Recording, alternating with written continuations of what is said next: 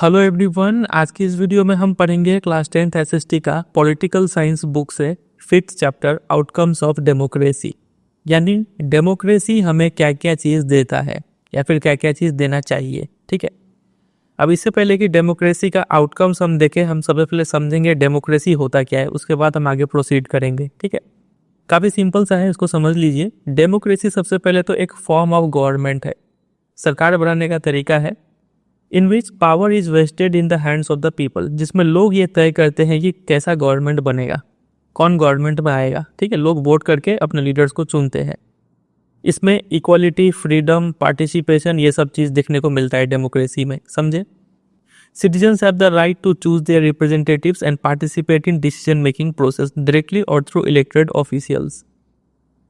Citizens अपने representatives यानी politicians यानी जो एमएलए एमपी है उनको चुन के भेजते हैं और सिटीजन्स पार्टिसिपेट करते हैं डिसीजन मेकिंग में। अब आप बोलेंगे इंडिया में तो डेमोक्रेसी है, तो इंडिया में अगर कोई डिसीजन लिया जाता है तो क्या आपसे पूछा जाता है क्या कि ये डिसीजन लेना चाहिए कि नहीं? तो आप कैसे पार्टिसिपेट कर रहे हैं? तो देखिए, तो ये डिसीजन लेने का दो तरीका होता है, क्या तो डायरेक्टली पार्टिसिपेट करते हैं या फिर थ्रू इलेक्टेड ऑफिशियल। इंडिया में हम क्या करते हैं कि हम अपने रिप्रेजेंटेटिव यानी किसी एक लीडर को चुन के भेज देते हैं, वोट दे के उसको जिताते हैं और उसको भेज देते हैं पार्लियामेंट में। वो हमारे लिए क्या करता है, वहाँ पे पार्टिसिपेट करता है डिसीजन मेकिंग में। समझे कि नहीं? इस तरीके से हम डिसीजन मेकिंग में इनडायरेक्टली पार्टिसिपेट कर रहे हैं। तो ये सब कुछ फीचर हो गया डेमोक्रेसी का। कुछ और फीचर है, देखिए। गवर्नमेंट बाय द पीपल, इसमें लोग तय करते हैं कि सरकार किसका बनेगा, कैसा बनेगा। ठीक है। इलेक्शंस फ्री एंड फेयर होते हैं। रूल ऑफ लॉ होता है, यानी लॉ के सामने सब कोई बराबर है, चाहे वो पैसा वाला हो या फिर गरीब हो। ठीक है, पॉलिटिशियन हो या फिर आम आदमी हो। राइट्स प्रोटेक्टेड होते हैं, जो भी आपका फंडामेंटल राइट है। फिर majority rule with minority rights. जो माइनॉरिटी है मतलब ऐसे सेक्शन जो जिनका आबादी काफ़ी कम है, उनको भी राइट्स मिलता है अपना। अकाउंटेबल गवर्नमेंट होता है और ट्रांसपेरेंसी होता है इसमें। ये सब चीज़ को आगे चैप्टर में भी समझेंगे। और प्लूरलिज्म मतलब difference in opinion, difference in belief, ये देखने को मिलता है ये डेमोक्रेसी में। बस समझ के छोड़ दीजिए, कुछ हम यहाँ पे याद करने नहीं बोल रहे हैं। बस हम चाहते हैं कि ये डेमोक्रेसी का मीनिंग आपके दिमाग में क्लियर रहे। इंडिया में क्या है, डेमोक्रेसी है। यहाँ पे टाइप्स ऑफ डेमोक्रेसी बता रखे हैं। दो टाइप का डेमोक्रेसी होता है। एक होता है डायरेक्ट डेमोक्रेसी, जिसमें सिटीजन्स खुद पार्टिसिपेट करते हैं डिसीजन मेकिंग में। क्या इंडिया में ये है? नहीं। इंडिया में है रिप्रेजेंटेटिव डेमोक्रेसी।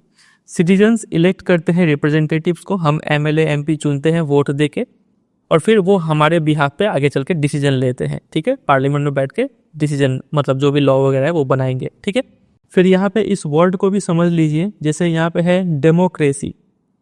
क्रेसी बहुत टाइप का होता है। क्रेसी का मतलब होता है रूल और डेमो का मतलब होता है पीपल। तो यहाँ पे मतलब रूल बाई पीपल। समझ गए? ऐसा फॉर्म ऑफ गवर्नमेंट जहाँ पे लोग चुन के भेजते हैं कि सरकार किसका बनेगा, नहीं बनेगा। ठीक है, ऐसे ही बहुत टाइप का क्रेसी होता है। जैसे एक होता है आपका थियोक्रेसी, THEOCRACY। तो ये रूल बाई क्या है, थियो मतलब हो गया जो भी रिलीजियस अथॉरिटी है, अगर वो कंट्री को चला रहे हैं तो वो कहलाएगा थियोक्रेसी है वहाँ पे। ठीक है, वैसे ही एक होता है प्लूटोक्रेसी। ये क्या हो गया, क्रेसी मतलब रूल और प्लूटो मतलब जो भी वेल्दी लोग हैं, कंट्री के जितने भी रिच लोग हैं, वो लोग मतलब डिसाइड करते हैं कि किस टाइप का गवर्नमेंट बनेगा, नहीं बनेगा, उसको बोलते हैं प्लूटोक्रेसी। वैसे एक होता है टेक्नोक्रेसी। टेक्नो मतलब जो भी कंट्री में जितने भी एक्सपर्ट है, ठीक है, वो मतलब मिलके गवर्नमेंट को चलाते हैं। तो ये हो जाता है टेक्नोक्रेसी। समझे? अलग अलग टाइप का क्रेसी होता है। तो यहाँ पे हम डेमोक्रेसी के बारे में बात कर रहे हैं।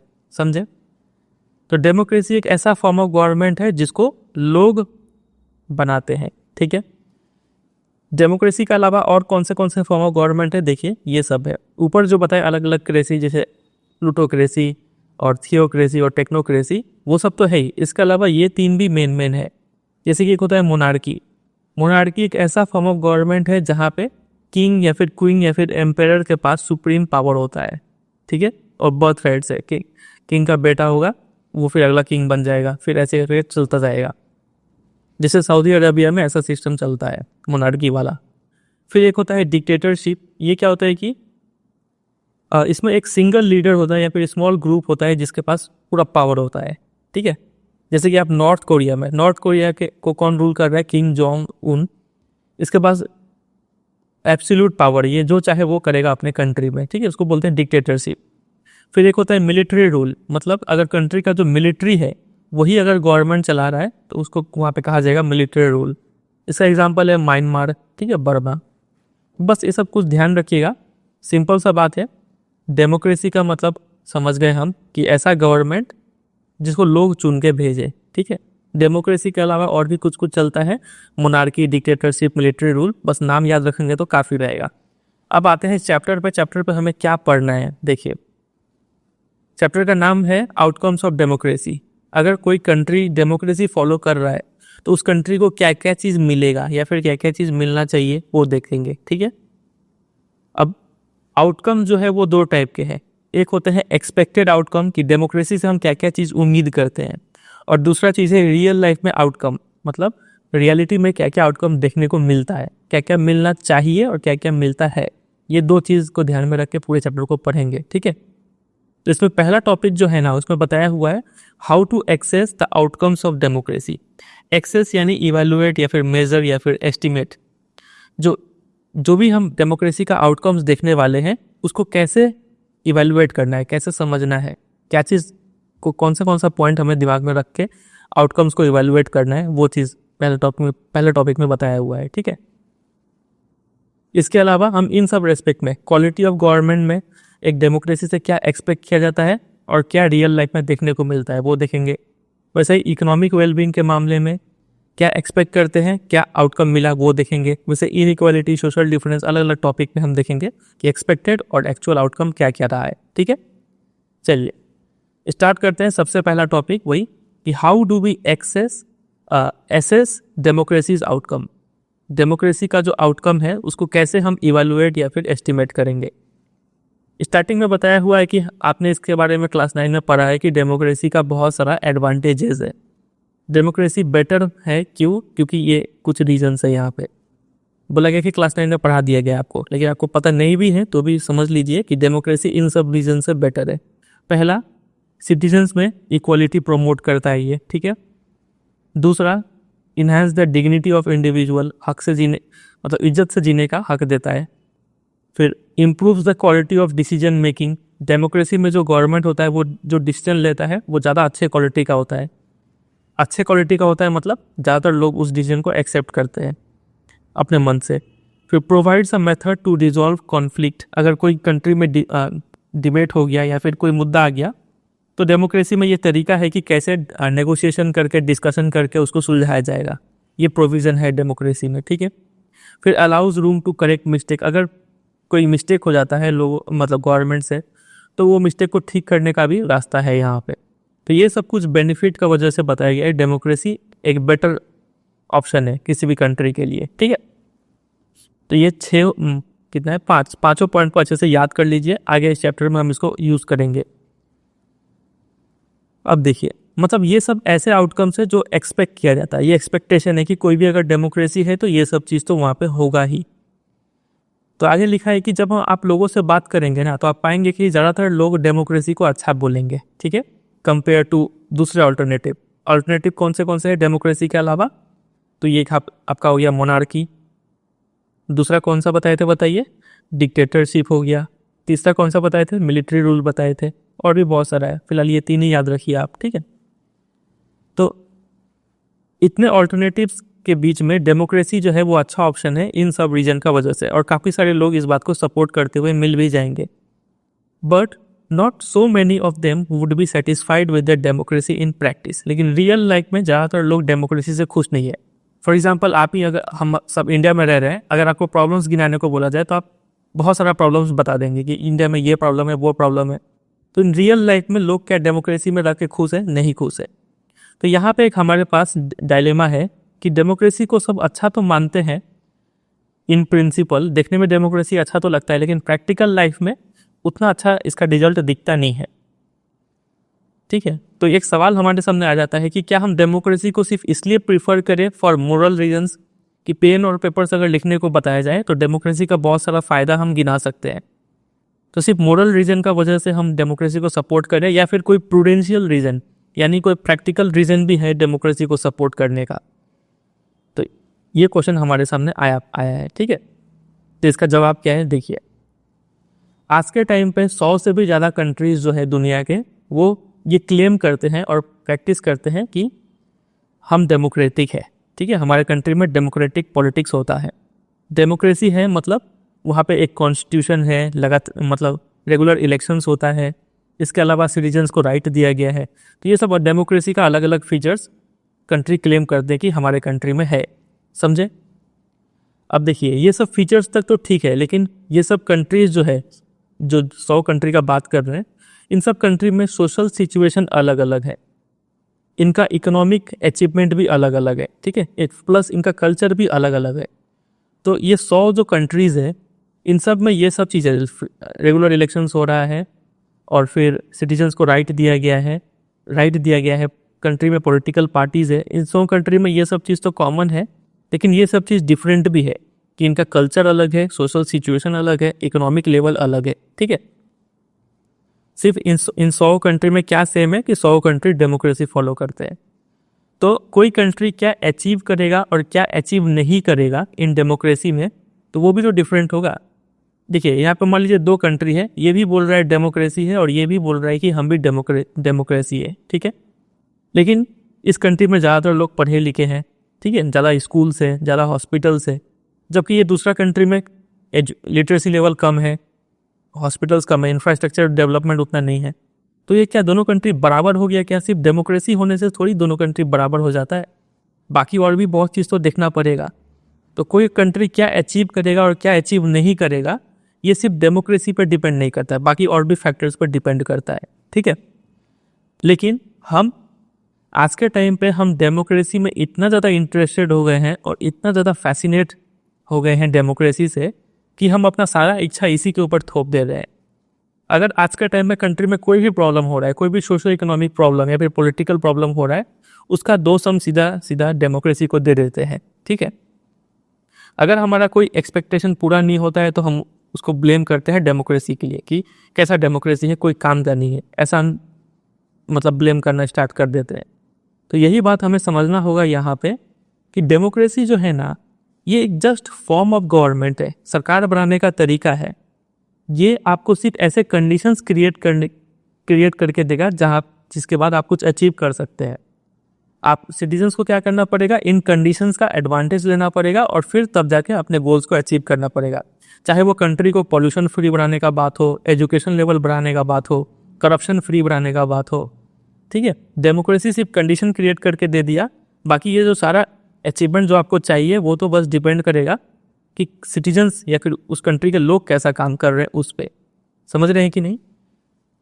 तो ये जो टॉपिक है कि how do we assess democracy outcome, democracy का आउटकम जो भी हम देखने वाले हैं उसको कैसे इवैल्यूएट करें।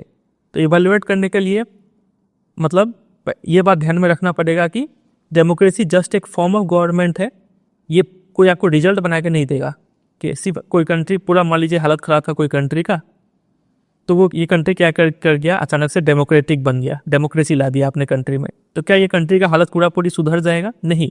डेमोक्रेसी आया मतलब सिर्फ इसका मतलब फॉर्म ऑफ गवर्नमेंट, सरकार बनने का तरीका चेंज हो गया। आप सरकार में कैसे लोग गए हैं चुन के, लोगों ने कैसा लोग चुन के भेजा है गवर्नमेंट में, वो कैसा डिसीजन ले रहे हैं, कैसे उसको इम्प्लीमेंट किया जा रहा है, लोग कितना फॉलो कर रहे हैं, वो सब पे डिपेंड करेगा कि कंट्री कितना चीज़ अचीव कर पा रहा है, कितना ग्रो कर पा रहा है।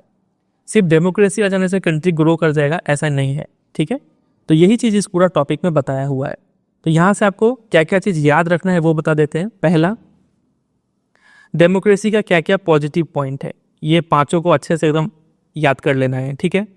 प्लस ये सब जो टर्म्स है, एक्सपेक्टेशन, प्रैक्टिस, प्रिंसिपल, मतलब सिर्फ बुक में किताबी दुनिया में एक्सपेक्टेशन में मतलब डेमोक्रेसी अच्छा दिखता है, लेकिन प्रैक्टिस में, रियल लाइफ में या फिर प्रूडेंशियल रीजन कुछ नहीं है डेमोक्रेसी का अच्छा होने का, ऐसा चीज़ यहाँ पे बताया हुआ है। ये सब टर्म से फेमिलियर हो जाइए, मोरल रीजन्स, ठीक है।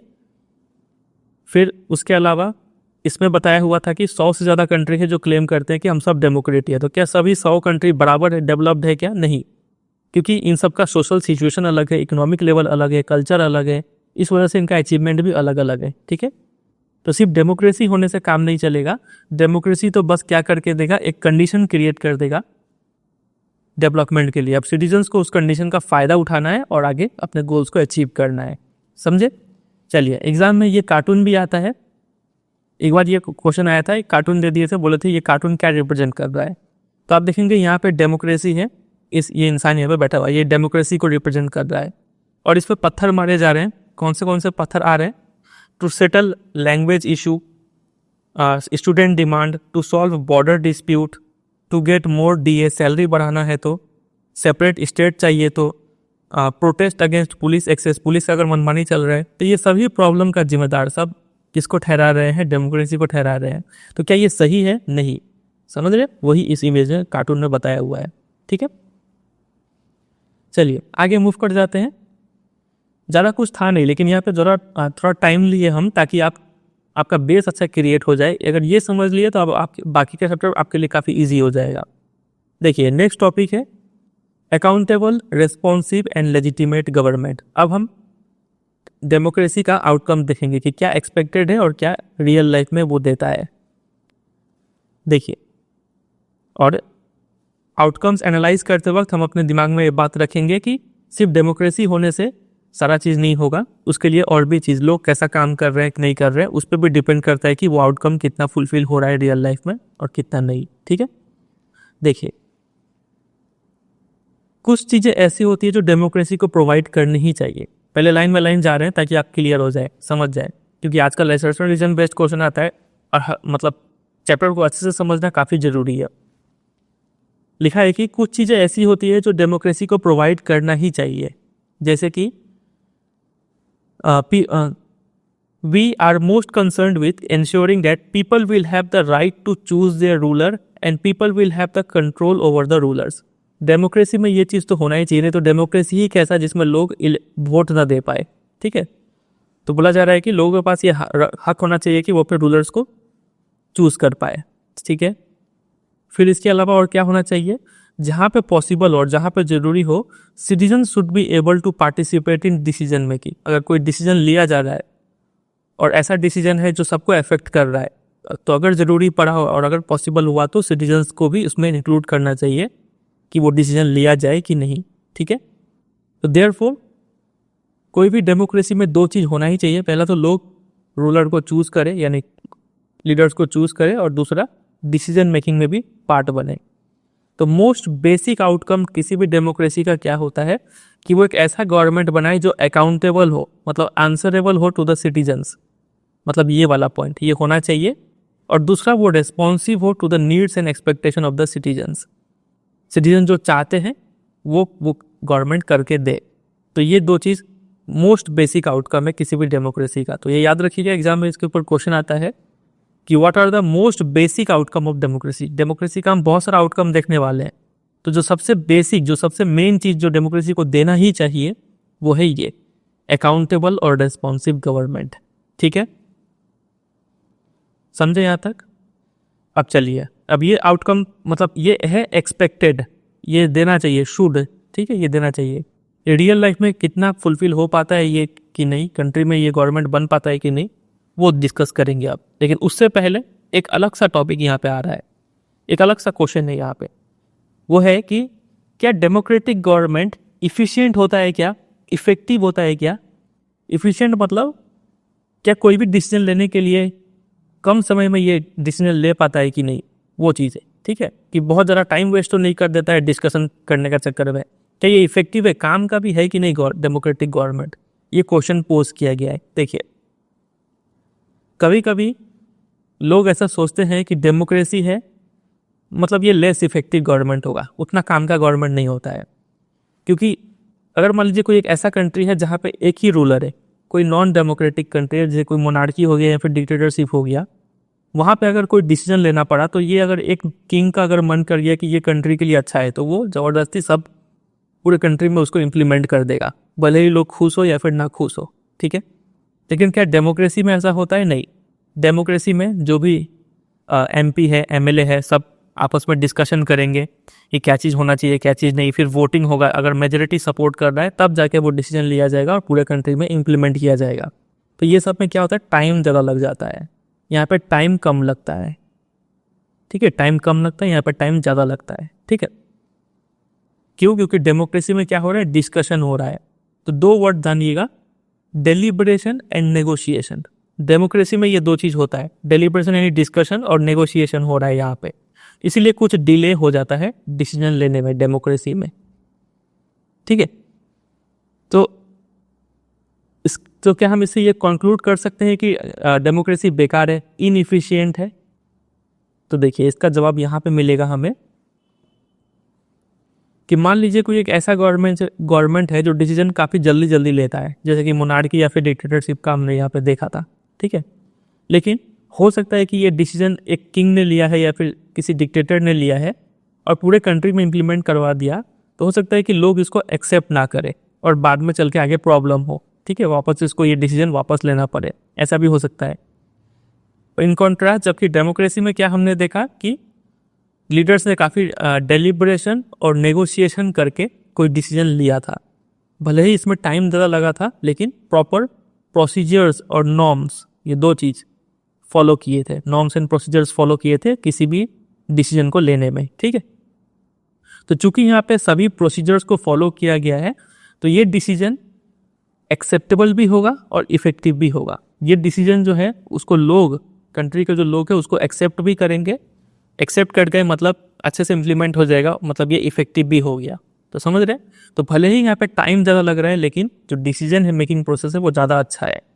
तो cost of time perhaps worth it है, टाइम लग रहा है तो वो अच्छा बात है, वो टाइम का रिजल्ट भी हमें मिल रहा है। समझे कि नहीं? चलिए, तो हम तो मेन टॉपिक से भटक गए। मेन टॉपिक क्या था कि डेमोक्रेसी से ये एक्सपेक्ट किया जाता है कि वो अकाउंटेबल हो और रिस्पॉन्सिव हो। अब क्या रियल लाइफ में ये देखने को मिलता है कि नहीं, उससे पहले हम ये टॉपिक में उलझ गए कि ये इफेक्टिव है कि नहीं। तो पता चला कि डेमोक्रेटिक गवर्नमेंट इफिशिएंट भी होता है, इफेक्टिव भी होता है। समझे? इसके ऊपर क्वेश्चन आता है डायरेक्ट कि डेमोक्रेटिक, या ये लाइन दे देंगे यहाँ से यहाँ तक और बोलेंगे इस पर कमेंट करो। ठीक है, तो आपको ये पूरा जो अंडरलाइन किए हैं उसको अच्छे से याद कर लेना है और लिख देना है इसमें। अब एक और चीज़ देखिए यहाँ पे, डेमोक्रेसी में जो भी डिसीजन लिए जाते हैं वो डिसीजन पूरे बेस्ड होते हैं ऑन नॉर्म्स एंड प्रोसीजर्स। ये सब याद रखिएगा जो हम लाइंस पे हाईलाइट कर रहे हैं, जैसे कि यहाँ पे ये डेलिब्रेशन एंड नेगोशिएशन, ये फ्रेज याद होने चाहिए आपको। वैसे ही यहाँ पे डेमोक्रेसी में कोई भी डिसीजन लिए जाते हैं तो वो पूरा नॉर्म्स एंड प्रोसीजर्स फॉलो करके लिया जाता है। तो मान लीजिए कोई सिटीजन के मन में ये जिज्ञासा उठा, क्वेरी आया मन में कि कोई डिसीजन को करेक्ट प्रोसीजर से लिया गया है कि नहीं, तो सिटीजन के पास वो हक है डेमोक्रेसी में, और ये जरिया भी है, राइट एंड मीन दोनों चीज़ है, to examine the process of decision making, कि वो डिसीजन सही से लिया गया था कि नहीं। पार्लियामेंट में वोट हुआ तो कितने लोगों ने फॉर में वोट किया, कितने लोगों ने, कितने लीडर्स ने अगेंस्ट में वोट किया, ये सारा चीज़ उसके पास जानने का हक है। तो चूंकि एक सिटीजन इतना सारा चीज़ जान पा रहा है, इसीलिए इसको बोला जाता है ट्रांसपेरेंसी होना। अगर कोई सिटीजन इतना सारा चीज़ जान पा रहा है, मतलब वहाँ पे क्या है, ट्रांसपेरेंसी है। तो डेमोक्रेसी जो है उसका एक और आउटकम पता चल गया कि डेमोक्रेसी में जो गवर्नमेंट होता है वो कैसा होता है, ट्रांसपेरेंट होता है। समझे कि नहीं? ट्रांसपेरेंट होने का मतलब क्या है, अ सिटीजन, सी हटा के यहाँ पे क्या लिखेंगे, a citizen has the right and the means to examine the process of decision making. इसी को कहा जाता है ट्रांसपेरेंसी। एग्जाम में इसका डेफिनेशन आता है तो इतना ही लिखना पड़ेगा। ठीक है, तो जितने भी नॉन डेमोक्रेटिक गवर्नमेंट है ना, नॉन डेमोक्रेटिक गवर्नमेंट कौन से हो गए, तो वही मोनार्की, डिक्टेटरशिप, मिलिट्री रूल और बाकी जो भी है। ठीक है, तो ये जो ट्रांसपेरेंसी है ये नॉन डेमोक्रेटिक गवर्नमेंट में देखने को नहीं मिलता। ये ट्रांसपेरेंसी आपको सिर्फ डेमोक्रेसी में ही देखने को मिलेगा। तो एक और अच्छा ही पता चल गया डेमोक्रेसी का। ऊपर हमने 5 अच्छा ही याद किया था यहाँ पे, तो एक और चीज़ यहाँ पे ऐड कर सकते हैं कि ये ट्रांसपेरेंसी भी यहाँ पे देखने को मिलता है। ठीक है, चलिए अब आते हैं मेन टॉपिक पे। मेन टॉपिक हमारा ये चल रहा था कि मोस्ट बेसिक आउटकम क्या है, अकाउंटेबल और रेस्पॉन्सिव गवर्नमेंट होना चाहिए और ट्रांसपेरेंट भी होना चाहिए। एक और चीज़ पता चल गया। तो इन सब चीज़ का कंक्लूजन अब यहाँ पे लिखा हुआ है कि एक्सपेक्ट क्या करें हम डेमोक्रेसी से, एक्सपेक्टेड आउटकम क्या है। हम यही एक्सपेक्ट करेंगे डेमोक्रेसी से कि क्या हो। देखिए, डेमोक्रेसी एक ऐसा गवर्नमेंट बना के दे जो फॉलो करता हो प्रोसीजर्स एंड अकाउंटेबल हो। To the people. Procedure follow करता है मतलब वो ट्रांसपेरेंट हो वहाँ पे, ठीक है, और अकाउंटेबल हो। अकाउंटेबल मतलब ये तो हमने ऊपर से ले लिया कि गवर्नमेंट के लिए, सॉरी, लोगों को आंसरेबल हो वो गवर्नमेंट, ठीक है। तो ये दो कम से कम हम एक्सपेक्टेशन उम्मीद लगा सकते हैं जब किसी भी डेमोक्रेसी से, ठीक है। अब देखते हैं रियल लाइफ में ये दो चीज़ देखने को मिलता है कि नहीं। तो कैसे पता करें? ये तो हमने बोल दिया कि डेमोक्रेसी क्या होना चाहिए, एक ऐसा गवर्नमेंट देना चाहिए जहाँ पे प्रोसीजर्स फॉलो होता है। अगर हम आपसे पूछे कि बताइए इंडिया में क्या प्रोसीजर्स फॉलो होता है कि नहीं, गवर्नमेंट जो बना है अभी, जो प्रेजेंट गवर्नमेंट है, क्या वो अकाउंटेबल है कि नहीं, तो आप क्या इसका जवाब दे पाएंगे? आपको थोड़ा सोचना पड़ेगा कि इसका एनालिसिस कैसे करें। तो देखिए, ये सब चीज़ पता करने के लिए आपको देखना पड़ेगा कि कंट्री में ये सब चीज़ हो रहा है कि नहीं। पहला, कंट्री में regular, free and fair election हो रहे हैं कि नहीं। 3 टर्म है यहाँ पे। देखिए, इलेक्शंस एक तो रेगुलर होने चाहिए टाइम टाइम पे। ऐसा नहीं कि एक पार्टी जीती है उसके बाद इलेक्शन होना ही बंद हो गया ताकि दूसरा पार्टी को मौका ही ना मिले। ऐसा नहीं होना चाहिए। टाइम टाइम पे रेगुलर फिक्स इंटरवल पे इलेक्शन होते रहना चाहिए। वो इलेक्शन फ्री होना चाहिए, कोई भी खड़ा हो सकता है इलेक्शन में, और फेयर होना चाहिए, सबको बराबर हक मिलना चाहिए पार्टिसिपेट करने का, ठीक है। क्या ये इलेक्शन होता है कि नहीं कंट्री में। इसके अलावा दूसरा पॉइंट है open public debate on major policy and legislation. कोई अगर ऐसा पॉलिसी है जिससे ज़्यादातर लोग प्रभावित हो रहे हैं, कोई ऐसा रूल मतलब लॉ बनाना है जो सबको अफेक्ट करेगा, उस पर क्या ठीक से पब्लिक डिबेट हो रहा है कि नहीं, ये चीज़ देखिए। और तीसरा, citizens right to information about the government and its functioning. Citizen के पास ये इन्फॉर्मेशन पाने का हक है कि नहीं, कि गवर्नमेंट कैसे काम कर रहा है, क्या डिसीजन ले रहा है, नहीं ले रहा है, वो पाने का सिटीजन के पास राइट है कि नहीं। ये अगर 3 चीज़ है किसी भी कंट्री में, तो हम बोल देंगे कि हाँ, डेमोक्रेसी ने एक ऐसा गवर्नमेंट बना दिया जो प्रोसीजर फॉलो करता है और अकाउंटेबल है। समझे कि नहीं? देखिए, तो देखते हैं, ये तो हो गया एक्सपेक्टेड। अब देखते हैं रियल लाइफ में कितना फुलफिल हो पाता है ये सब। तो आप पाएंगे कि रियल लाइफ में डेमोक्रेसी सक्सेसफुल रहा है 2 चीज़ों में। पहला, इलेक्शन जो है वो रेगुलर टाइम पे होते हैं प्लस फ्री होते हैं। काश यहाँ पे फेयर भी लिखा होता तो ज़्यादा अच्छा होता, लेकिन फेयर नहीं लिखा हुआ है। तो चलिए, 2 चीज़ में तो पास हो रहा है कि इलेक्शन रेगुलर और फ्री करवा पा रहे हैं। और दूसरा, setting up condition for open public debate होने का पूरा मौका यहाँ पे मिलता है, ठीक है। तो ये 2 चीज़ में पास हो रहा है। पहला, रेगुलर फ्री इलेक्शन करवा पा रहा है, फेयर नहीं करवा पा रहा है, ठीक है। पब्लिक डिबेट ये करवा पा रहा है, ठीक है। और ये चीज़ का तो मेंशन ही नहीं है। देखिए, तो रियल लाइफ में यही 2 चीज़ें सिर्फ अचीव हो पा रहा है, 2 ही आउटकम हमें देखने को मिल रहा है। Most democracy fall short of, मतलब नहीं प्रोवाइड कर पाते हैं elections that provide a fair chance to everyone. Fair election नहीं करवा पाते हैं ज़्यादातर डेमोक्रेसी, ठीक है। And in subjecting every decision to public debate, हर एक डिसीजन के लिए पब्लिक डिबेट नहीं होता है, ठीक है। इसमें भी डेमोक्रेसी मार खा जाता है, समझे। इसके अलावा जहाँ तक इंफॉर्मेशन शेयरिंग का बात था, ये जो तीसरा चीज़ कि सिटीजन के पास सारा इंफॉर्मेशन पाने का राइट है कि नहीं, तरीका है कि नहीं, तो डेमोक्रेसी का ये पुराना आदत रहा है कि ये इंफॉर्मेशन शेयरिंग में उतना अच्छा नहीं है, उसका रिकॉर्ड अच्छा नहीं रहा है इंफॉर्मेशन शेयरिंग में। तो यहाँ पे भी डेमोक्रेसी मार खा जा रहा है, फेल हो जा रहा है, समझे कि नहीं। तो ये हमने देख लिया एक्सपेक्टेड और एक्चुअल आउटकम डेमोक्रेसी का। अब बात करते हैं इन सब्सटेंटिव टर्म्स। अच्छा, इससे पहले यहाँ पे एक और लाइन लिखा हुआ है कि all one can say in favour of democratic regime is they are much better than any other democratic regime in this respect. बोला जा रहा है कि डेमोक्रेसी भले ही फेयर इलेक्शन ना करवा पाए, सभी डिसीजन के लिए डिबेट ना करवा पाए, सिटीजन्स को सारा इन्फॉर्मेशन ना दे पाए, लेकिन तभी भी डेमोक्रेसी का जो कंपेटिटर है, जो बाकी जो नॉन डेमोक्रेटिक रिजाइम है, मोनार्की, डिक्टेटरशिप, मिलिट्री रूल, इन सब से तो डेमोक्रेसी अच्छा ही परफॉर्म कर रहा है, क्योंकि डेमोक्रेसी में कम से कम ये 2 चीज़ तो फुलफिल हो रहा है, बाकी में तो वो भी नहीं हो रहा है। तो उस रेस्पेक्ट में बोल सकते हैं डेमोक्रेसी तब भी अच्छा है, समझिए। चलिए, अब आ जाइए इन सब्सटेंटिव टर्म्स, एक्चुअल क्या इंपॉर्टेंस के मामले में क्या मैटर करता है। अब यहाँ पे जो बोला गया कि सिटीजन्स को सब इन्फॉर्मेशन नहीं मिल पाता है, तो ज़रूरी भी क्या है, सारा इस जान के आप करेंगे ही क्या, ठीक है। सारा इन्फॉर्मेशन नहीं मिलता है तो ये कोई बहुत बड़ा बात नहीं है, ठीक है। फिर फेयर चांस टू एवरी, सबको बराबर मौका नहीं मिलता इलेक्शन में खड़ा होने का। चलिए एक बार के लिए इसको भी माफ़ करते हैं। फिर सारे डिसीजन पे डिबेट नहीं होते हैं, इसको भी इग्नोर करते हैं। रियल लाइफ में क्या मैटर करता है उस पर फोकस करते हैं, ठीक है। इन सब्सटेंटिव टर्म मतलब इन इंपॉर्टेंस के मामले में अगर बात करें तो कम से कम हम डेमोक्रेसी से ये एक्सपेक्ट तो कर ही सकते हैं कि ये एक ऐसा गवर्नमेंट बनाए जो अटेंटिव हो to the needs and demand of the people. लोगों का ज़रूरत क्या है नहीं है उसको सुने, ठीक है, और उस पर काम करे। और दूसरा, फ्री ऑफ करप्शन हो। ये दो चीज़ तो होना ही चाहिए। रियल लाइफ में हम इसी चीज़ से ज़्यादा रिलेट कर पाते हैं कि ऐसा सरकार बने जिसमें करप्शन ना हो और सरकार लोगों के लिए काम करे, ठीक है। तो ये एक्सपेक्टेशन हम लगा सकते हैं डेमोक्रेसी से। तो इसका रिकॉर्ड यानी एक्चुअल आउटकम क्या है वो देखिए। तो इन दोनों मामलों में भी डेमोक्रेसी फेल कहा जा रहा है। डेमोक्रेसी लोगों के नीड्स को फ्रस्ट्रेट कर देता है, मतलब लोगों का मतलब क्या नीड्स है उसको ठीक से सरकार सुनती नहीं है और ऑफन इग्नोर कर देती है उनके डिमांड को, ठीक है। एक फेल खा गई। इसके अलावा आप कभी भी न्यूज़ खोलेंगे तो आपको रूटीन टेल्स ऑफ करप्शन का कोई ना कोई न्यूज़ मिल ही जाएगा। तो ये दो चीज़ से पता चल जाता है कि डेमोक्रेसी इस मामले में भी फेल हो गया, ठीक है। लेकिन जो नॉन डेमोक्रेसी है वो इससे भी बेकार है, ठीक है।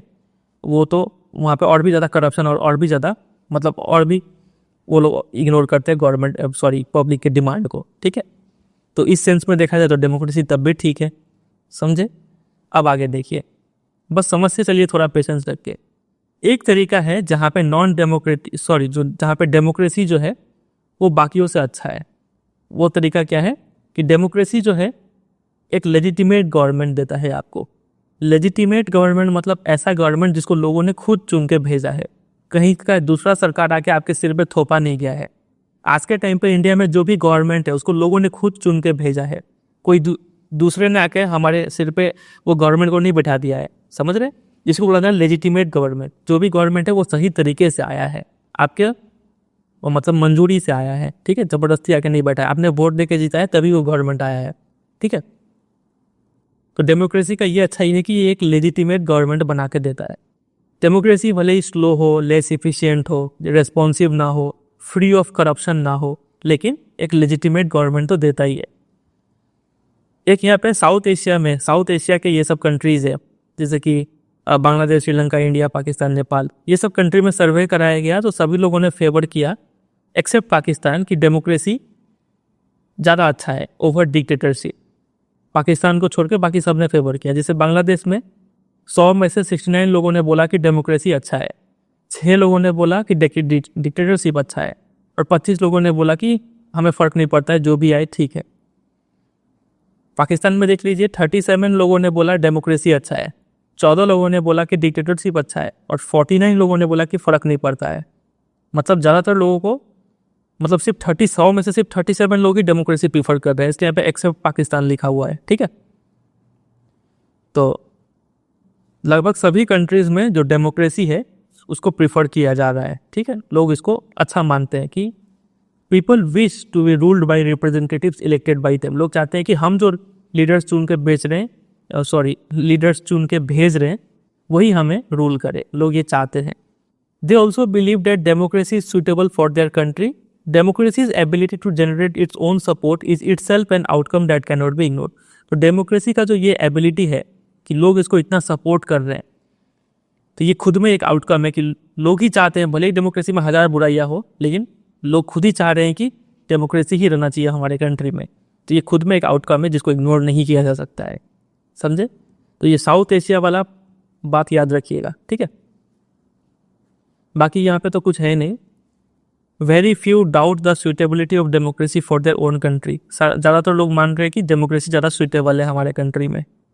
ओवरवेलमिंग सपोर्ट फॉर डेमोक्रेसी के लिए काफ़ी अच्छा सपोर्ट है। और कुछ है नहीं यहाँ।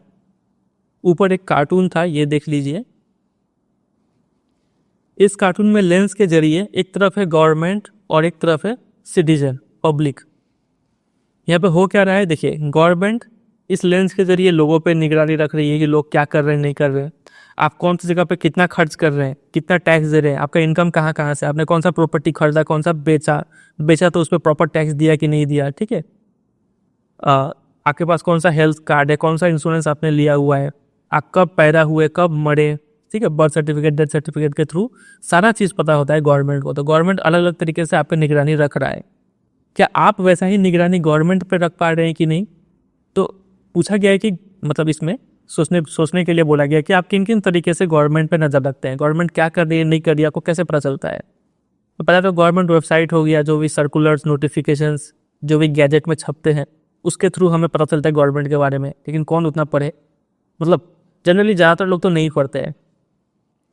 फिर और न्यूज़ के जरिए, गवर्नमेंट सोशल मीडिया हैंडल्स के जरिए हमें पता चलता है कि गवर्नमेंट क्या कर रही है नहीं कर रही है। बस इतना ही समझ के रख दीजिए, और कुछ है नहीं काम का यहाँ पे। तो इस टॉपिक से इतना ही था। एक बार बता देते हैं क्या क्या चीज़ याद रखना है। सबसे पहले मोस्ट बेसिक आउटकम 2 चीज़ होना चाहिए, अकाउंटेबल रेस्पॉन्सिव गवर्नमेंट होना चाहिए, ठीक है। डेमोक्रेसी इफेक्टिव है कि नहीं है? ज़रूर इफेक्टिव है, इफ़िशिएंट भी है। कैसे है नहीं है वो हमने पूरा समझ लिया।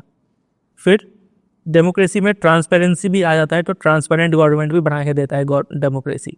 इस पर कितना रियल लाइफ में खरा उतरता है कि नहीं, उसको मेजर करने का तरीका यहाँ पे बताया हुआ था। तो इसमें से कुछ तरीके पे डेमोक्रेसी पास होता है, कुछ में फेल हो जाता है, लेकिन फिर भी बाकी नॉन डेमोक्रेसी से तो अच्छा ही है रिकॉर्ड, ठीक है। फिर आगे मूव किए सब्सटेंटिव टर्म्स। रियल लाइफ में डेमोक्रेसी से ये एक्सपेक्ट कर सकते हैं, लेकिन डेमोक्रेसी इन दोनों में भी मार खा जाता है। इसके अलावा एक चीज़ है जो डेमोक्रेसी में काफ़ी पॉजिटिव है, वो है लेजिटिमेट गवर्नमेंट। मतलब लोग खुद ही सरकार बनाकर देते हैं, इसलिए लेजिटिमेट है। साउथ एशिया में ओवरवेलमिंग सपोर्ट है। तो डेमोक्रेसी का जो ये एबिलिटी है कि वो अपना सपोर्ट खुद ही जनरेट कर ले रहा है, ज़बरदस्ती लोगों को इसका बेनिफिट नहीं गिराना पड़ रहा है, ये खुद में एक ऐसा आउटकम है जिसको आप इग्नोर नहीं कर सकते हैं। वही चीज़ यहाँ पे बताया हुआ है, समझ गए? चलिए आ जाइए नेक्स्ट टॉपिक पे, इकोनॉमिक ग्रोथ एंड डेवलपमेंट। इस मामले में डेमोक्रेसी कितना कैसा परफॉर्म करता है वो देखेंगे। देखिए, अभी हमने समझा कि डेमोक्रेसी क्या करती है, एक फॉर्म ऑफ गवर्नमेंट है, ऐसा गवर्नमेंट जिसको लोग खुद चुन के भेजते हैं। तो चूंकि गवर्नमेंट लोगों द्वारा चुना हुआ है, डेमो मतलब पब्लिक ने चुन के भेजा इस गवर्नमेंट को, तो अच्छा ही चुन के भेजा हुआ, गुड गवर्नमेंट आया होगा यहाँ पे। तो जब गवर्नमेंट अच्छा है तो कम से कम हम ये उम्मीद तो कर ही सकते हैं कि वो गवर्नमेंट कंट्री में डेवलपमेंट भी लाएगा। अच्छा सरकार इसलिए तो भेजें ताकि कंट्री को डेवलप करे। तो ये एक्सपेक्टेशन है डेमोक्रेसी से कि वहाँ पे क्या हो, डेवलपमेंट हो। लेकिन क्या रियल लाइफ में देखने को मिल रहा है डेवलपमेंट?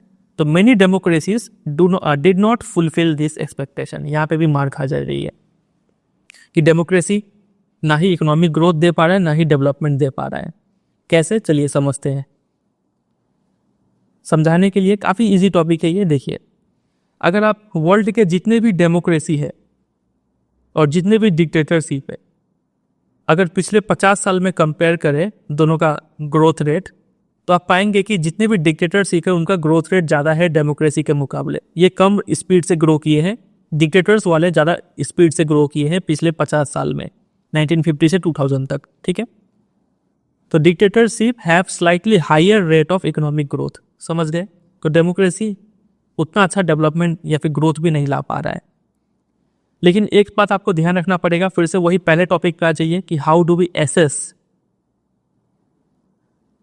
Outcomes of democracy. हमें बताया गया था कि दिमाग में रखिएगा कि डेमोक्रेसी सिर्फ फॉर्म ऑफ गवर्नमेंट है, ये आपको सिर्फ कंडीशन बना के देगा कि फेवरेबल कंडीशन बना के देगा, फिर क्या अचीव करेंगे कि नहीं करेंगे वो तो सिटीजन्स के एक्शन पर डिपेंड करता है, ठीक है।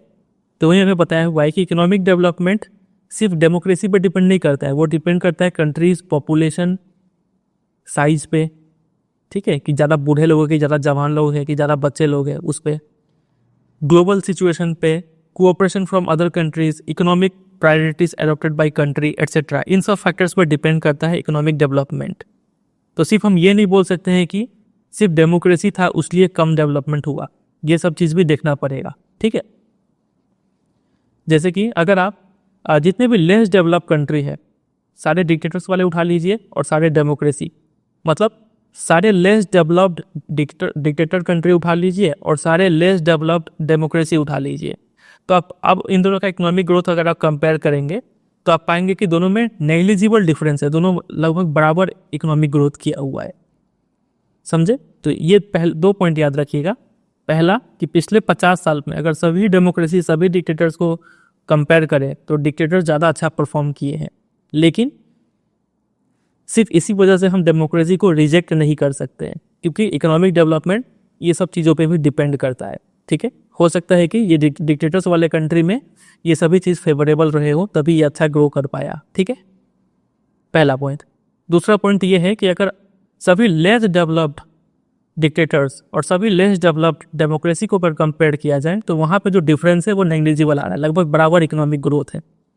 इससे तो साबित हो रहा है कि सिर्फ डेमोक्रेसी से मतलब कम ग्रोथ रेट से इसको रिजेक्ट नहीं कर सकते हैं। ठीक है, लेकिन तब भी हम चाहेंगे कि डेमोक्रेसी कम से कम डिक्टेटरशिप से पीछे ना रहे। ठीक है, ग्रोथ रेट के मुकाबले में, समझे? वही बात यहाँ पे लिखा हुआ है। और it is better to prefer democracy as it has several other positive outcomes. तो भले ही डेमोक्रेसी पीछे रह जा रहा है डिक्टेटरशिप से ग्रोथ के मुकाबले में, लेकिन तब भी डेमोक्रेसी का और सब बाकी पॉजिटिव पॉइंट है, जिस वजह से हम डेमोक्रेसी को ही चुनेंगे। और सब पॉजिटिव पॉइंट कौन सा है? तो वही सब कि ये लेजिटिमेट गवर्नमेंट बनाता है, अकाउंटेबल गवर्नमेंट, रेस्पॉन्सिव गवर्नमेंट बनाता है। इसके अलावा ये 5 बेनिफिट तो है ही यहाँ पे। ट्रांसपेरेंट गवर्नमेंट बनाता है, ये सब बेनिफिट है। इसीलिए कम इकोनॉमिक ग्रोथ या फिर डेवलपमेंट होने का बावजूद भी हम क्या करेंगे? डेमोक्रेसी को ही चुनेंगे। वही बात यहाँ पे लिखा हुआ है। एक कार्टून देख लीजिए। इस कार्टून में देखिए, एक पूरा शरीर है, पूरा कंट्री है फॉर एग्जांपल। तो कंट्री के जो रिच लोग हैं, ये जो भी खाना खा रहा है तो सारा खाना शरीर का ऊपर वाला हिस्सा में लग जा रहा है। जो टांगे हैं वो काफ़ी कमज़ोर है, जो मेन बॉडी है वो कमज़ोर है। ठीक है, तो ऐसा तब होता है जब इनइक्वल डिस्ट्रीब्यूशन हो, इनइक्वालिटी बहुत ज़्यादा हो, तब ये देखने को मिलता है। तो हम क्या चाहेंगे कि जैसे शरीर में खाना हर एक अंग में लगना चाहिए, वैसे ही कंट्री में भी, कंट्री अगर ग्रो कर रहा है तो जो धन है, जो डेवलपमेंट का जो फ्रूट्स है, वो सभी लोगों में बराबर बंटना चाहिए। ऐसा नहीं कि कुछ लोग बहुत ज़्यादा अमीर हो जाए और ज़्यादातर लोग गरीब ही रह जाए, ऐसा नहीं होना चाहिए। वही इस कार्टून में बताया हुआ है।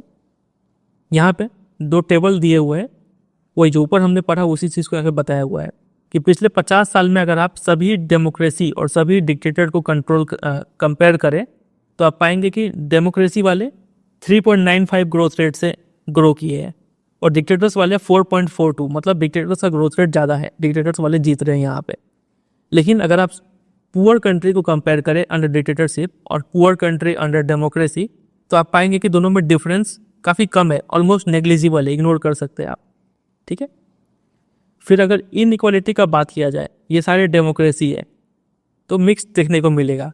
साउथ अफ्रीका, ब्राज़ील जैसे कंट्री में आप पाएंगे कि टॉप 20% लोग ज़्यादातर पैसा लेके बैठे हुए हैं और जो टॉप 20%, सॉरी जो बॉटम के 20% है उनके पास काफ़ी कम धन है, लेस देन 3% धन।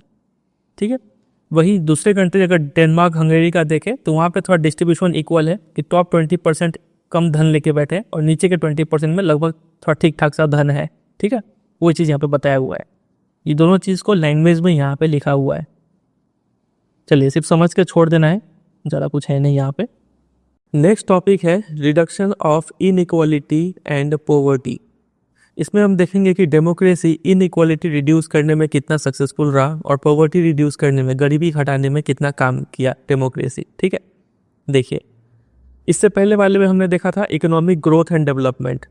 तो ग्रोथ और डेवलपमेंट से ज़्यादा ज़रूरी क्या है, ये एक्सपेक्ट करना डेमोक्रेसी से कि डेमोक्रेसी क्या कर दे, इकोनॉमिक डिस्पैरिटी यानी इकोनॉमिक इनइक्वालिटी को रिड्यूस कर दे। भले ही कंट्री कम डेवलप करे लेकिन सब में बराबर हो। ऐसा नहीं हो कि कंट्री में कुछ लोग बहुत ही अमीर है और कुछ लोग बहुत ही गरीब है, ऐसा नहीं होना चाहिए। ठीक है, इकोनॉमिक डिस्पैरिटी नहीं होना चाहिए। ठीक है, तो वही आगे यहाँ पे इसी चीज़ को इलेबोरेट किया गया है कि अगर कोई कंट्री इकोनॉमिक ग्रोथ अचीव कर भी लेता है तो इकोनॉमिक ग्रोथ के बाद कंट्री के पास बहुत सारा क्या आ गया, वेल्थ आ गया। अब कंट्री का जो धन है तो ये धन क्या सब में बराबर बटेगा या फिर कुछ लोग को ज़्यादा मिलेगा या फिर कुछ लोग को कम मिलेगा, वही चीज़ को यहाँ पे डिस्कस किया गया है। ठीक है, तो देखिए किसी भी डेमोक्रेसी में आप जाएंगे तो आप पाएंगे कि वहाँ पे पॉलिटिकल इक्वालिटी है। इस फ्रेज पे ध्यान दीजिएगा, चैप्टर के एंड में इस पे क्वेश्चन पूछेंगे। ठीक है, कोई भी डेमोक्रेसी में क्या देखने को मिलता है, पॉलिटिकल इक्वालिटी देखने को मिलता है। मतलब पॉलिटिक्स के मामले में हर एक इंडिविजुअल को इक्वल ट्रीट किया जाता है, चाहे वो पैसा वाला कितना भी पैसा वाला हो या फिर कोई कितना भी गरीब हो। पॉलिटिक्स में दोनों बराबर है। ये भी इंसान एक ही वोट दे सकता है और ये भी इंसान एक ही वोट दे सकता है। इसी को बोला जाता है political equality. All individuals have equal weight in electing representatives. जब किसी रिप्रेजेंटेटिव को इलेक्ट करना है तो इसका भी एक ही वोट जाएगा, इसका भी एक ही वोट काउंट होगा, ठीक है। तो पॉलिटिकल इक्वलिटी तो देखने को मिलता है, लेकिन ऐसा ही इसी के तौर पर इकोनॉमिक इक्वालिटी देखने को नहीं मिलता है। क्या देखने को मिलता है? इकोनॉमिक इनइक्वालिटी देखने को मिलता है, ठीक है। मतलब पैसा के मामला में कुछ लोग बहुत ही ज़्यादा अमीर हैं और कुछ लोग बहुत ही ज़्यादा गरीब हैं। वही बात यहाँ पे लिखा हुआ है कि a small number of ultra rich, पैसे वाले, वो भी बहुत ज़्यादा पैसे वाले, इनके पास बहुत ज़्यादा वेल्थ और इनकम है, ठीक है।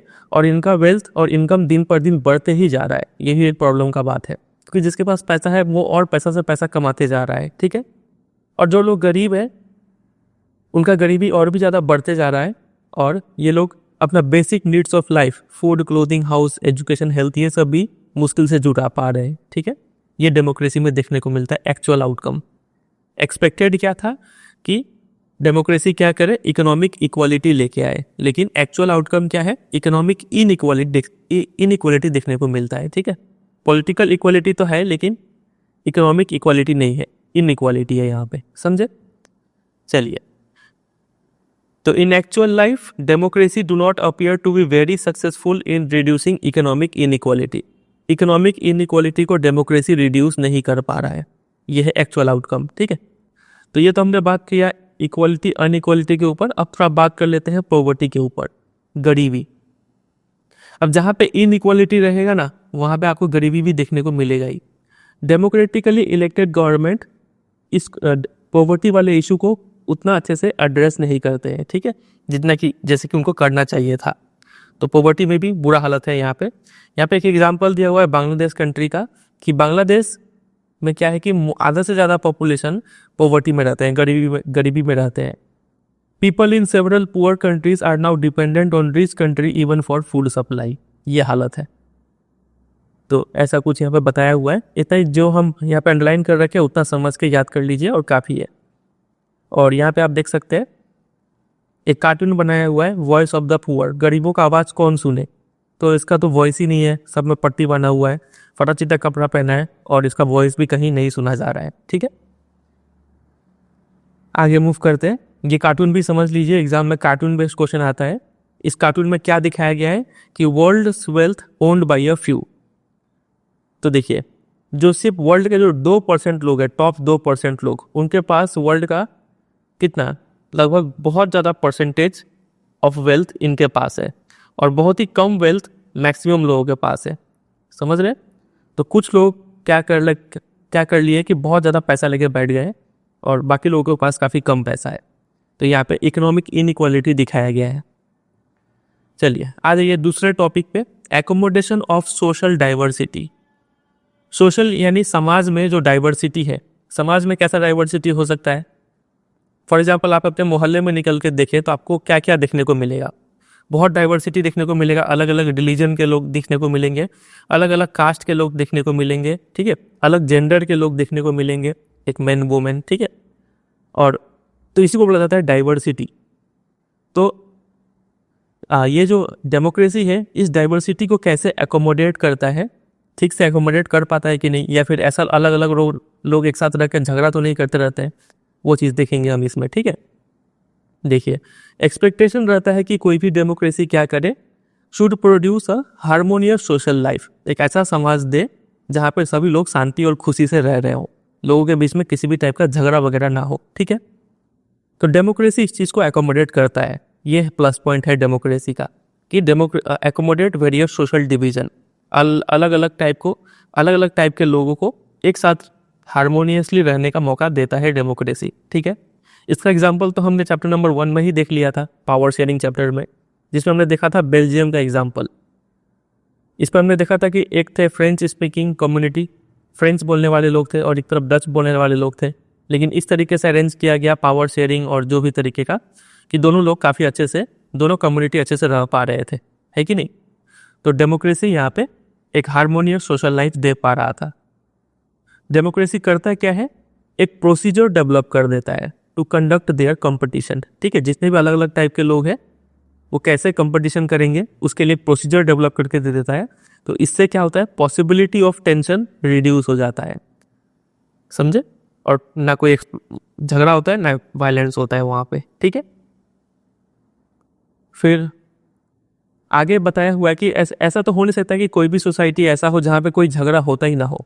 कोई भी सोसाइटी में थोड़ा मोड़ा झगड़ा तो होगा ही है, फिर यहाँ तक कि एक घर में थोड़ा मोड़ा झगड़ा तो होता ही है। लेकिन ज़्यादा ज़रूरी क्या है कि हमें इस डिफरेंसेस को रेस्पेक्ट करना पड़ेगा। आज के टाइम पे इंडिया में अलग अलग धर्म के लोग रहते हैं, अलग अलग भाषा बोलने वाले लोग रहते हैं, ठीक है। तो इस डिफरेंस को एक्नॉलेज करना पड़ेगा कि हाँ, इंडिया में डाइवर्सिटी है, ठीक है। And we can also evolve mechanism to negotiate the difference, और कुछ ऐसे तरीके ढूंढने पड़ेंगे कि जिससे कि कंट्री स्मूथली ग्रो कर पाए, ठीक है, रोज रोज झगड़ा दंगा फसाद ना हो। तो ऐसा करने के लिए डेमोक्रेसी सबसे अच्छा सिचुएशन है। अगर कोई ऐसा कंट्री जहाँ पे इतना ज़्यादा डाइवर्सिटी है और वहाँ पे कोई नॉन डेमोक्रेटिक रिजिम रहे, non democratic form of government कौन सा हो सकता है? मोनार्की, डिक्टेटरशिप, मिलिट्री रूल वगैरह वगैरह, ठीक है। अगर किसी कंट्री में डाइवर्सिटी है और कुछ नॉन डेमोक्रेटिक गवर्नमेंट है वहाँ पे, तो क्या होगा? ये गवर्नमेंट तो और ख़त्म कर देगा, उस कंट्री को बर्बाद करके रख देगा। नॉन डेमोक्रेटिक गवर्नमेंट क्या करती है?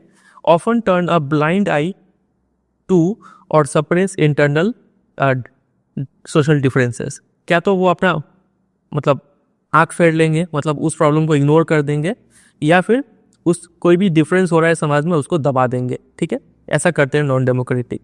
लेकिन डेमोक्रेसी वाले क्या करते हैं? इस सोशल डिफरेंस को हैंडल करते हैं। Divisions and conflict is the definite plus point of मतलब ability to handle social difference, division and conflict is the definite plus point of democratic regime. Democracy का ये फ़ायदा तो ज़रूर है कि ये किसी भी टाइप का सोशल डिफरेंस, डिवीजन और कॉन्फ्लिक्ट अगर समाज में है तो उसको ये काफ़ी इजीली से हैंडल कर लेता है, ठीक है, और लोगों को हार्मोनियस सोशल लाइफ देने में काफ़ी सक्सेसफुल रहा है डेमोक्रेसी, ठीक है। अब यहाँ पे एक चीज़ और बताया हुआ है कि हमने चैप्टर नंबर 1 में बेल्जियम का एग्जाम्पल तो देखा ही था, साथ ही साथ श्रीलंका का एग्जाम्पल भी देखा था। श्रीलंका में तो फिर उल्टा केस हो गया, वहाँ पे तो दंगा फसाद होने लग गया था। तो कैसे मान लें कि डेमोक्रेसी हमेशा हार्मोनियस लाइफ देता है? तो देखिए, डेमोक्रेसी हार्मोनियस सोशल लाइफ तभी दे पाएगा जब ये नीचे के 2 कंडीशन फुलफिल हो। नीचे 2 कंडीशन दिए हुए हैं, वो क्या है? ये आपको क्या करना पड़ेगा? The majority always need to work with minority so that the governments function to represent the general view.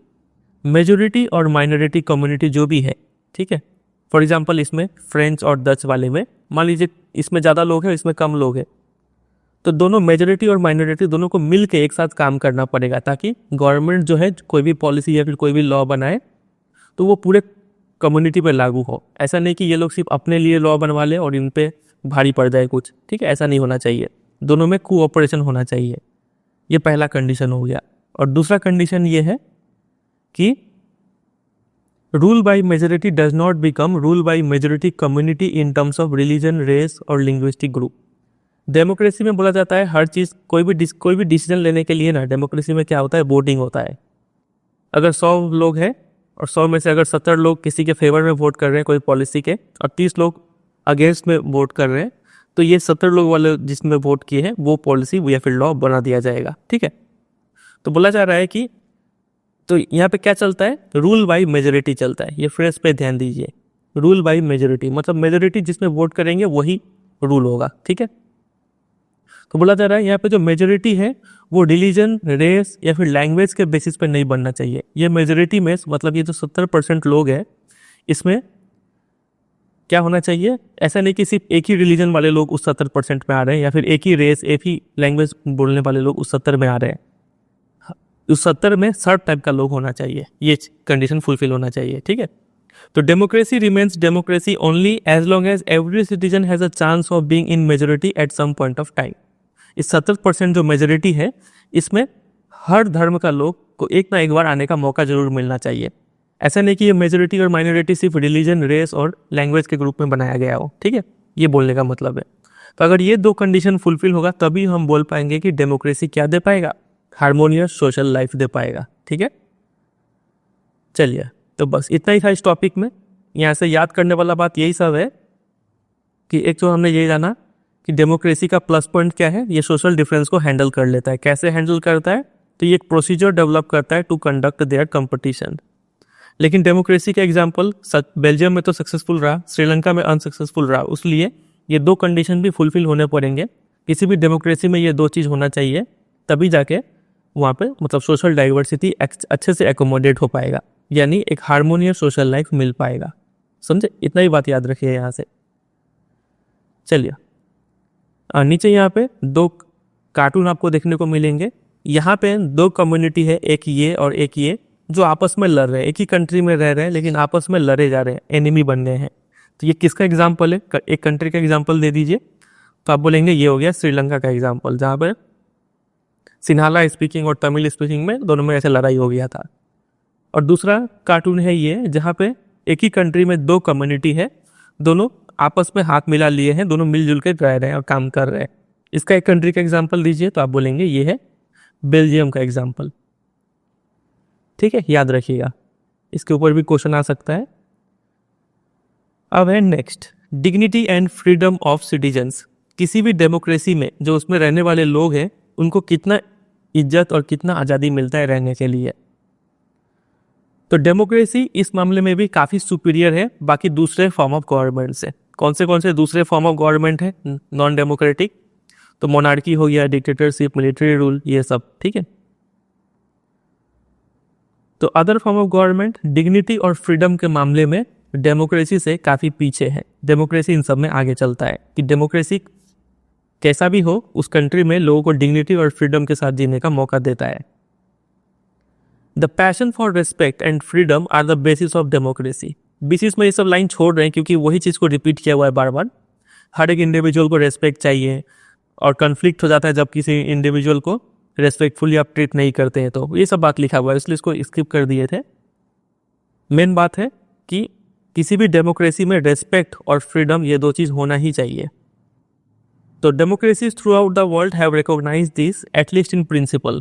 Theoretically ये बात तो है कि किसी भी डेमोक्रेसी में लोगों को फ्रीडम और रेस्पेक्ट मिलना चाहिए, लेकिन कई सारे सोसाइटीज़ ऐसे हैं जो फॉर लॉन्ग कई 100 सालों से उनके कंट्री में सब ऑर्डिनेशन और डोमिनेशन का कल्चर चला है।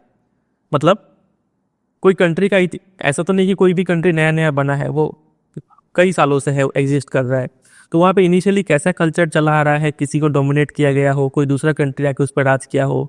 फॉर एग्जाम्पल पुरुषों का ज़्यादा चला हो, महिलाओं का कम चला हो वहाँ पे। ठीक है, तो किसी भी कंट्री का लंबा इतिहास है, तो वहाँ पे इक्वालिटी का बात कर लेना उतना सिंपल मैटर नहीं होगा। चेंज हो रहा है धीरे धीरे, पूरी इक्वालिटी नहीं आया है, लेकिन चेंज हो रहा है। डेमोक्रेसी इसके लिए कंडीशन क्रिएट करके देता है। ठीक है, फॉर एग्जाम्पल यहाँ पे वुमेन का एग्जाम्पल उठाया हुआ है। वुमेन का डिग्निटी के ऊपर बात करते हैं कि किसी भी कंट्री में वुमेन को कितना रिस्पेक्ट मिलता है। देखिए, ज़्यादातर सोसाइटी अगर आप देखेंगे वर्ल्ड के, तो वो कैसा रहा है, मेल डोमिनेट सोसाइटी रहा है। चाहे वो इंडिया का बात कीजिए, अमेरिका, कहीं का भी बात कीजिए। ठीक है, ज़्यादातर सोसाइटीज़ कैसे थे, मेल डोमिनेटेड थे। तो long struggles by women have created some sensitivity today that respect and equal treatment of women are necessary ingredients of democratic society. कोई भी डेमोक्रेटिक सोसाइटी में वुमेन को रेस्पेक्ट देना बहुत ज़रूरी है। ठीक है, और इक्वल ट्रीटमेंट देना पड़ेगा मैन की तरह। अब इसका मतलब ये नहीं है कि सभी वुमेन को इक्वल ट्रीटमेंट मिल ही गया, लेकिन एक बात यह है कि आज के टाइम पे वुमेन के लिए इसके खिलाफ लड़ाई लड़ना काफ़ी ईजी है। अगर किसी वुमेन को बैडली ट्रीट किया जा रहा है, उसका कोई हक मारा जा रहा है, तो आज के टाइम पे वुमेन काफ़ी ईजिली अपना वॉइस उठा सकती है।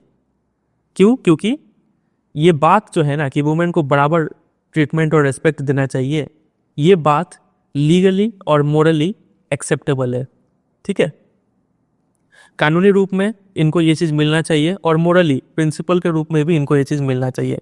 इसलिए आज के टाइम पे कोई भी वुमेन अपने हक के लिए इजीली लड़ पा रही है। ठीक है, लेकिन पहले ऐसा नहीं हुआ करता था।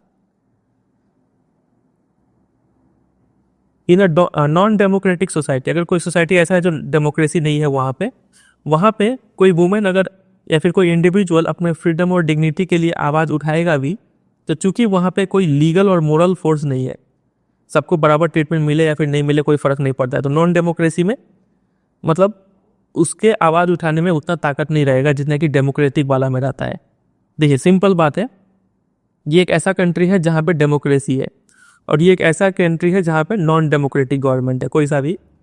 ठीक है, फॉर एग्जांपल मोनार्की है मान लीजिए, तो यहाँ पे कोई भी हर इंसान को बराबर ट्रीट करने के लिए लीगल बाइंडिंग है और मोरल फोर्स भी है, नैतिक रूप से इसमें स्वीकार किया गया है कि सभी को बराबर ट्रीटमेंट मिलेगा, ठीक है।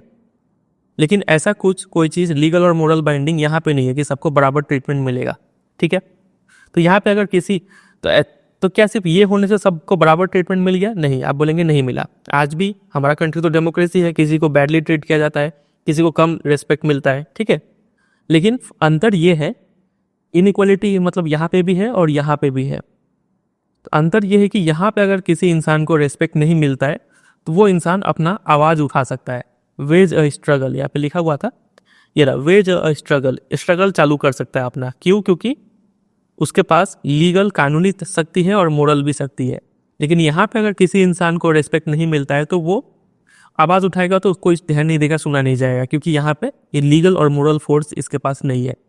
समझ रहे बात का गहराई? वो यहाँ पे बताया गया है। फिर ऐसा ही एक और एग्जाम्पल लिया हुआ है कास्ट इनइक्वालिटी का। Democracy in India has strengthened the claims of disadvantaged and discriminated caste for equal status and equal opportunity. India में डेमोक्रेसी आने का बाद क्या हुआ है, जो डिसएडवांटेज और डिस्क्रिमिनेटेड कास्ट है, पहले से जो ब्राह्मण का डोमिनेंस चला आ रहा था और जो लोअर कास्ट के लोग थे, शूद्रास लोगों को काफ़ी बैडली ट्रीट किया जाता था। तो डेमोक्रेसी आने के बाद ये सब लोग भी अपने बराबर हक के लिए और बराबर अपॉर्चुनिटी के लिए आवाज़ उठाना शुरू कर दिया और इनको मिल भी रहा है हक उनका, ठीक है। यही चीज़ यहाँ पे बताया हुआ है। तो टॉपिक क्या चल रहा था हमारा, dignity and freedom of citizens. इन दो मामले में भी डेमोक्रेसी काफ़ी अच्छा परफॉर्म कर रहा है compare to non democratic regimes या फिर नॉन डेमोक्रेटिक गवर्नमेंट। समझे यहाँ तक?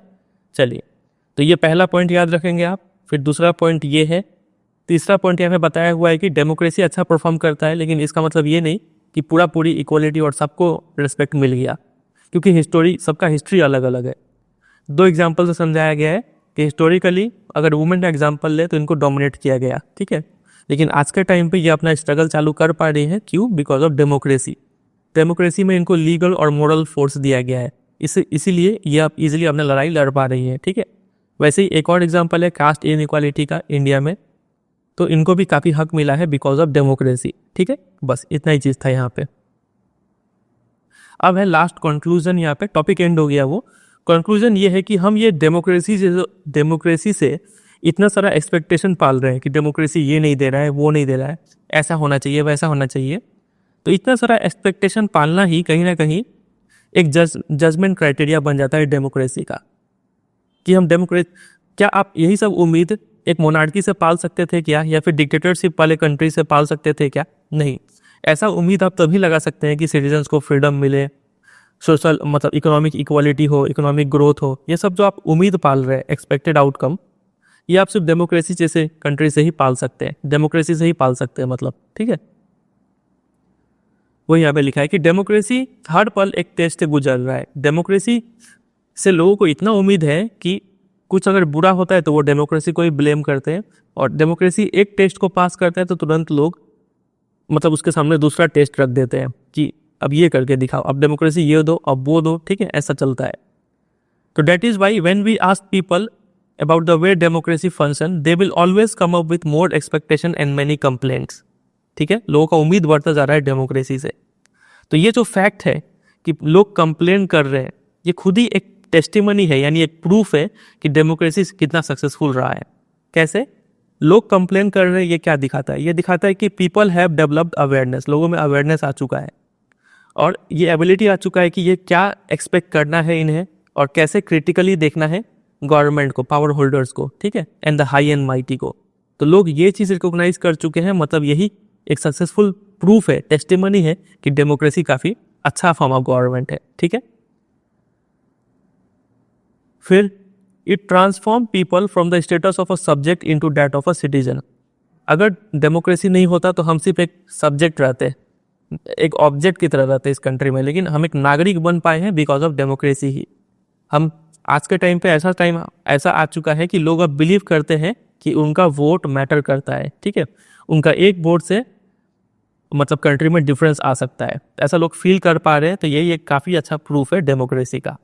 यही चीज़ बताया हुआ है लास्ट पैसेज में। तो एग्जाम में ये लाइन दे देंगे सिंपली आपको और बोलेंगे इसको एक्सप्लेन कीजिए। तो आपको ये जितना अंडरलाइन किए हैं ये चीज़ अच्छे से तैयार कर लेना है और यही अपने आंसर में डालना है, ठीक है। चलिए, तो ये टॉपिक भी एंड हुआ। याद क्या रखना है, पहला पॉइंट, दूसरा पॉइंट, तीसरा पॉइंट, ये 2 एग्जाम्पल, ठीक है, और ये तो अलग पॉइंट है, ये अलग से, ठीक है। चलिए लास्ट एक यहाँ पे एक और कार्टून है, रोजा पार्क्स स्टिल इंस्पायर्स। ये स्टोरी पता है आपको रोजा पार्क्स का? रोजा पार्क्स एक लेडी का नाम था, ब्लैक अमेरिकन, अफ्रीकन अमेरिकन, ठीक है। ये लोग काले लोग थे। आपको पता है अमेरिका में गोरे और वाइट में और ब्लैक में काफ़ी डिफरेंस पहले होता था, रेशियल डिस्क्रिमिनेशन होता था। तो अमेरिका में ये एक बस का सीन है, बस में कुछ सीट बनाया गया था जहाँ पे सिर्फ ये काले लोगों को बैठने के लिए बोला गया था, ठीक है, इनके लिए अलग से सीट था। ऐसा नहीं कि ये लोग कहीं भी जाकर बैठ जाए, कोई भी सीट में बैठ जाए, ऐसा नहीं था, काले लोगों के लिए अलग सीट बनाया गया था, ठीक है। तो एक बार क्या हुआ कि रोजा पार्क ये लेडी और भी 2-3 ब्लैक वुमेन थी, उन लोग अपने सीट में बैठे हुए थे। फिर उस बस में कुछ गोरे लोग चढ़ते हैं और बोलते हैं कि चलो सीट खाली करो, हम लोग को बैठना है यहाँ पे। तो बाकी जो काली काली औरत थी वो लोग तो हट गए, लेकिन रोजा पार्क्स ने हटने से मना कर दिया, ठीक है। तो बाद में ड्राइवर ने डरा धमका के इनको बस से उतरवाया और इनको जेल में डलवा दिया, अरेस्ट करवा दिया, क्योंकि ये सीट से उठी नहीं, ठीक है। तो जब ये बात जब फैला धीरे धीरे, किंग मार्टिन लूथर को जब पता चला, तो जितने भी ब्लैक लोग थे अमेरिका में, इन लोगों ने बॉयकॉट करना शुरू कर दिया। इन लोगों ने ठान लिया कि हम लोगों के साथ इतना डिस्क्रिमिनेशन होता है, हम बस को यूज़ ही नहीं करेंगे, ठीक है। तो लगभग 1 साल तक इस काले लोगों ने बस को बॉयकॉट कर दिया, बस इस्तेमाल करना बंद कर दिया, सिटी बस, ठीक है। क्या तो वो चलते थे, नहीं तो कार वगैरह से जाते थे, ठीक है। तो इससे क्या देखने को मिला कि बस का कमाई बहुत कम गया। तब पता चला, तब जाके कोर्ट ने इस चीज़ को गलत ठहराया था कि जो भी इसके साथ ट्रीट किया गया है ब्लैक लोगों के साथ, वो गलत है। तो यही है स्टोरी, मतलब एक इंडिविजुअल का एक्शन से कितना बड़ा इम्पैक्ट हो सकता है वो बताया हुआ है कि ऐसा रोजा पार्क्स का जो स्टोरी है आज भी हमें इंस्पायर करता है। यहाँ पे एक देख सकते हैं, इसको आज का टाइम से अगर रिलेट करें तो ये एक लीडर है, ठीक है। ये लीडर बोलता है कि हे लेडी डेट्स माई सीट, इनको बोलता है कि ये मेरा सीट है, चलो उठो बैठने दो। लेकिन ये लेडी के पास इसे इधर बैठे रहने का ये हिम्मत, जो मोरल करेज है, कहाँ से आ रहा है? बिकॉज ऑफ डेमोक्रेसी का वजह से इसके पास आज के टाइम में एक ताकत है कि नहीं, यहाँ पे बैठ सकते हैं, ठीक है। वही चीज़ यहाँ पे बताया हुआ है, और कुछ है नहीं काम का। बस इसी के साथ पूरा चैप्टर एंड होता है। चलिए 3 MCQ है, अच्छा, इसको हम उम्मीद करते हैं आपकी वीडियो पॉज करके खुद ही आंसर कीजिए, उसके बाद मेरे एक्सप्लेनेशन को देखिए। चलिए, लिखा है कि in the context of democracy which of the following ideas is correct. Statement है, democracies have successfully eliminated. Democracy ने क्या एलिमिनेट कर दिया, क्या हटा दिया? Number 1, conflict among people. क्या ये हटा दिया? नहीं, छोटा मोटा कन्फ्लिक्ट तो होता ही रहता है। इकोनॉमिक इनइक्वालिटी को हटा दिया क्या? नहीं, ये तो नहीं हटा पाया। Difference of opinion about how marginalise sections are to be treated, ये भी हटा नहीं पाया, क्योंकि डिफरेंस ऑफ ओपिनियन तो होगा ही। आइडिया ऑफ पॉलिटिकल इनइक्वालिटी, हाँ, इसको हटा दिया, क्योंकि आज के टाइम पे क्या है, पॉलिटिकल इक्वालिटी देखने को मिलता है, पॉलिटिकली सब लोग इक्वल है। तो जो इनइक्वालिटी था उसको डेमोक्रेसी ने हटा दिया, यानी ऑप्शन नंबर डी होगा राइट आंसर। नेक्स्ट नंबर 6 देखिए, इन the context of assessing democracy. Democracy को जब आप एसेस करते हैं, याद है एसेस पहला topic, which among the following is odd one out. Democracy need to ensure, democracy क्या इंश्योर करना पड़ेगा? फ्री एंड फेयर इलेक्शन हो, ठीक है। डिग्निटी ऑफ द इंडिविजुअल, ये भी हो। मेजोरिटी रूल और इक्वल ट्रीटमेंट बिफोर लॉ, ये भी होना चाहिए। मेजोरिटी रूल, ये अब थोड़ा वेग स्टेटमेंट हो गया, ठीक है। मेजोरिटी रूल यहाँ पे ऐसा नहीं कि सिर्फ रिलीजन, कास्ट और मतलब जेंडर के बेसिस पे मेजोरिटी बने, ये थोड़ा वेग स्टेटमेंट हो गया, इसलिए इसको ऑड वन आउट ये अलग करेंगे यहाँ से, ठीक है। ऑप्शन सी रॉन्ग होगा यहाँ पे।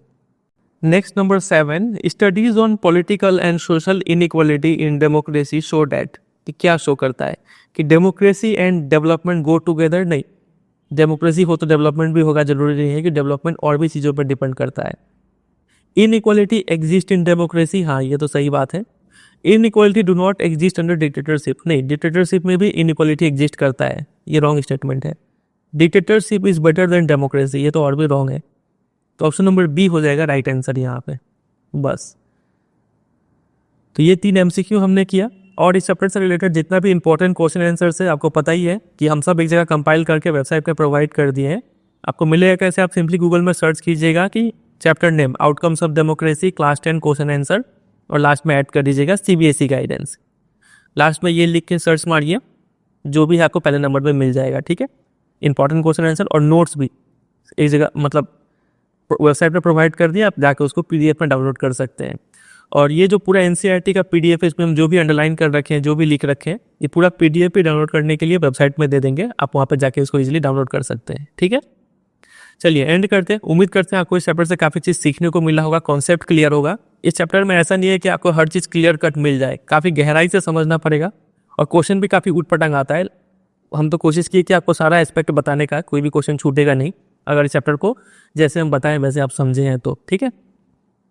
चलिए वीडियो अच्छा लगा तो 3 काम कर दीजिए, वीडियो को लाइक कर दीजिए, दोस्तों के साथ शेयर कर दीजिए, और अगर आप चैनल पर नए हैं तो इसको सब्सक्राइब भी कर दीजिए।